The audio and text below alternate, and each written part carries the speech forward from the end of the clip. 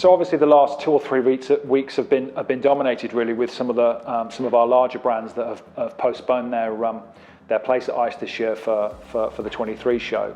Obviously that's been tough for everyone, really tough first and foremost for the brands to make that decision. And obviously it was not by design from our perspective that we have put everyone in that position, but we respect their decision making. It has been different for some brands, some in terms of proximity to other events, others in terms of the Easter holiday periods, and some just really with a continued kind of concern around COVID, really. So it has been a challenge, but I think, as I've said, it will mean a different looking ICE on the show floor. I think because obviously there's been 20 to 30 brands that aren't exhibiting, but as I said, there's over 450 that still are. So the size and scale of ICE will probably be somewhere in the realm of about 75 to 80% of a normal sized event, which is still fairly enormous, and certainly the biggest.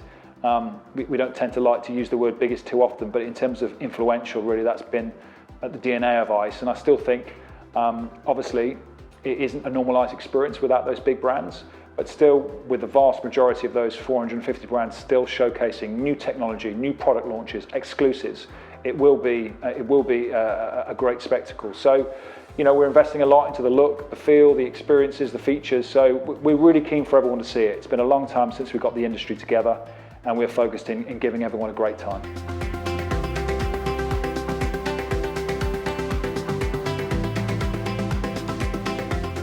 Obviously, with several of our key land-based exhibitors that take a huge amount of space, there's a lot of questions around, what's happening with that space, and it's a bit of a mixture, really. Obviously, it was always our intention to probably not offer quite as big a space for ICE as 2020 because of the current conditions. So there'll be some slight, like I said, it will be slightly smaller, probably around about 75 to 80%. But also, some of our other existing brands are taking the opportunity to make use of that space this year. ICE has run at capacity for many years, really. So when they've got this opportunity to either launch new products or bring a sister or brother brand into the show, they've taken that opportunity, which is great. It just shows there is a real kind of excitement around using ICE this year as a platform to launch and a platform to showcase new technology. So that's been great to see. I guess it was fairly unexpected, but quite a lot of brands really are taking that opportunity. From our perspective, in terms of the feature and the experience, clearly it gives us an opportunity to kind of look at that and see how we can utilize the additional space that we've got. And one great example is our consumer protection zone. It's been an area of the show that we've invested in over the last few years. We've tried to elevate its position. It's a critical topic in the industry. It's something that we truly believe in and invest in, and it's close to our heart. But obviously with a packed floor plan, it's always been challenging really to kind of give it the location that perhaps it deserves. So this will allow us to do that, to grow it. I think now we've grown it on the new plans that I can look at will enable us to bring in maybe 4 or 5 new safer gambling partners, which I think is really, really exciting. So that's, I guess, one compartment of area that we're looking at to kind of enhance that space. Something else that we're also looking at that I've been talking to some of our land-based customers about is looking at trying to create a land-based networking hub in the show. Obviously with the absence of some of the larger stands that are there now, outside of our VIP areas and the catering areas within Excel, there isn't that dedicated space for them to host clients and to have meetings. And I think what we're hearing is the vast majority are still coming to use ICE as that platform to have meetings and to network.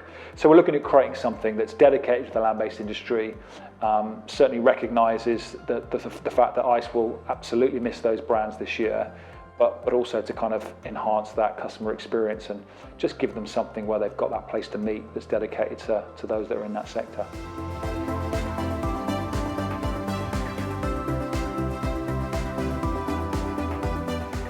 Gosh, there's a lot of new things for 2022, I think, which is really exciting, considering we haven't run ICE now since 2020. It's been over 2 years. So I guess 450 exhibitors will all have something new in terms of how they present themselves, the look, the feel, the products, the tech, and I think that's going to be the most exciting thing.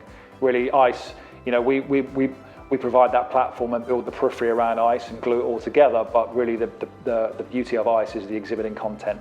And as we know, it's going to be lighter from the land-based side of things in many respects, but those 450 brands that have got a new story to tell, a new product to launch, are certainly going to be doing it in a very exciting way. And we've started to see some plans come through already. So that really is going to be a spectacle.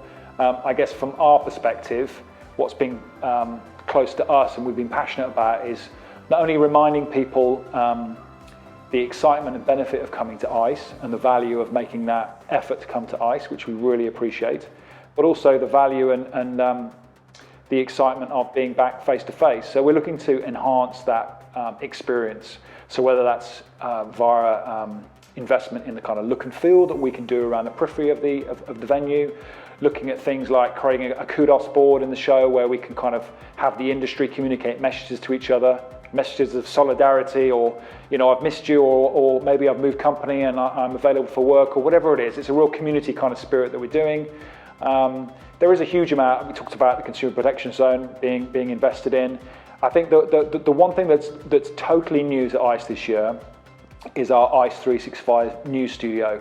ICE365 was launched roughly about this time last year, and it was launched very much when we had a realization as soon as COVID hit that from a land-based perspective, digitally we didn't have much to offer our customers, and we wanted to really offer them some added value, really, to kind of give them you know, some care during those tricky first few months. So that really sort of started our mindset around how can we do that, and designing ICE365.com as the voice of ICE year round, certainly in the absence of live, and also then creating a platform for the land-based industry to kind of to pick up on news and features, etc. So ICE365.com has been growing, so we're really going to use that brand on site at ICE as our main media hub. So a place for interviews, a place for constant news, a place for broadcasting out to our wider industry, a place where customers can kind of, whether they're at the show or not at the show, can have a type of hybrid experience. So it's a really exciting hub. We've been working on it for quite some time. It's a big investment from our perspective. It's going to make a big splash. And we hope it'll really add that kind of editorial tone to ICE and that heartbeat throughout the show as we go and meet everyone in April. So we're really excited to see that come together. I've seen the visuals already and it's looking really impressive. So following the success of the CSGO tournament last year with our launch of our Esports Arena, we're enhancing that even further for the 2022 show in April.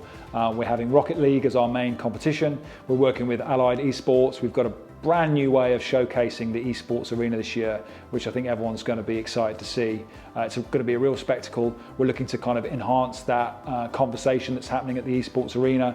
There's a huge amount of expertise that's there. There's a live tournament happening, and we've brought a different perspective this year. So I won't give too many secrets away, but we've got lots of exciting things happening. It's going to be a real evolution for the industry, really, and I think we're excited to see the industry meet together and kind of engage in that esports conversation.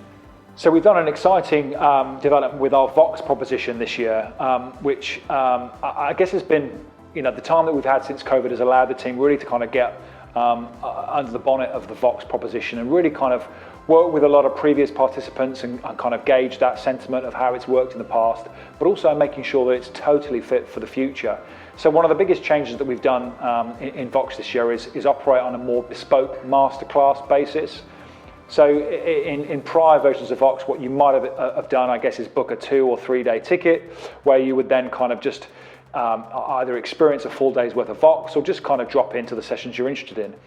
Obviously, what we're trying to do now is make it more efficient and more cost effective, I guess, for our attendees. So now you can just cherry pick the certain subject matters that are very relevant for you, put them in your basket and just purchase those rather than having to buy a 2 or 3 day ticket. So what that means is we're getting the right people in the right rooms at the right time.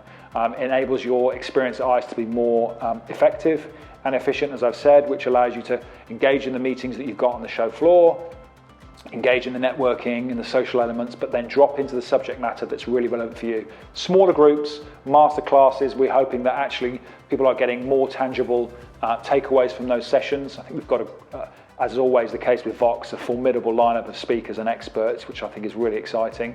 But it'll just allow everyone to have a different experience this year. So we're excited to see how that's received. So far, VOX is being picked up really well, which is great. Pleased to say that everyone had booked a ticket for February. The vast majority are all moving their tickets to April, so everyone's still coming on the new date line. And with the new subject matter, what it's also going to allow us to do is be a little bit more dynamic on our subject offering. So if we start to see certain trends that are being picked up and are more popular, then it's going to enable us to kind of potentially add more subject matter in and around that. There's an extension. So really interested to see how that works this year. The Vox team, I think, have done a fabulous job. It's in a great new venue space, actually in Excel this year as well, which is great. So we look forward to making sure that everyone has a great experience and really get the feedback afterwards. We think it's something that's really kind of developing that proposition going forward. So we hope everyone enjoys it.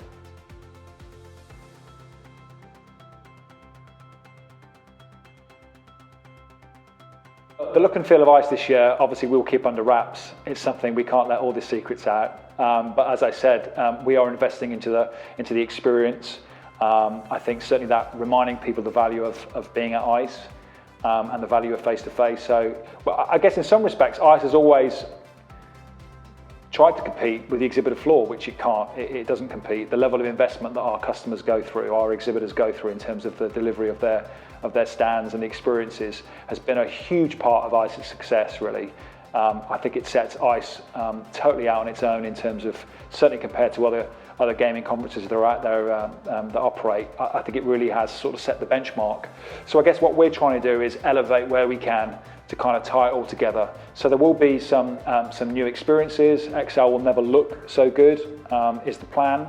And I think really just kind of where we can, it's kind of elevating the current experiences that we've got. But obviously, you know, it's going to be something that when you arrive at ICE, I'm pretty sure you won't be disappointed. And you'll have that feeling, I guess, of being back amongst everything you know and love about ICE, but that's been enhanced, really. That's really been our plan, our focus for this year, and we can't wait to get the feedback once we see everyone in April.